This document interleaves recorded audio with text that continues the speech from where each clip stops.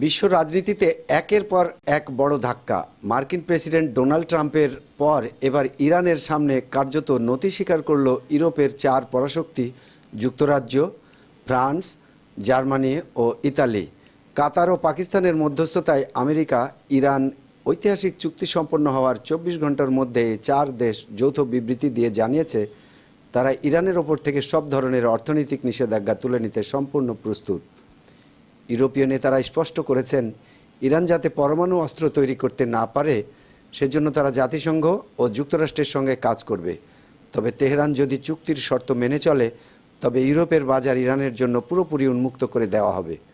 দীর্ঘদিনের অবরুদ্ধ দশা কাটিয়ে ইউরোপের এমন পজিটিভ ইউটার্নকে বিশ্বজুড়ে ইরানের এক বিশাল কূটনৈতিক বিজয় হিসেবে দেখছে। কেন এই খবরটি বাংলাদেশি দর্শকদের মাঝে সুপার ভাইরাল? ভূ রাজনীতিতে নতুন যুগের সূচনা।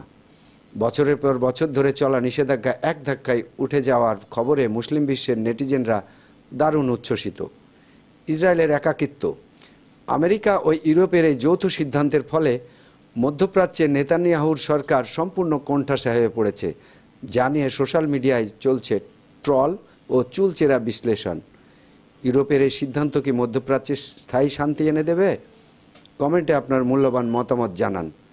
সাইদুর রহমান, আন্তর্জাতিক ডেস্ক, নবরূপ টিভি।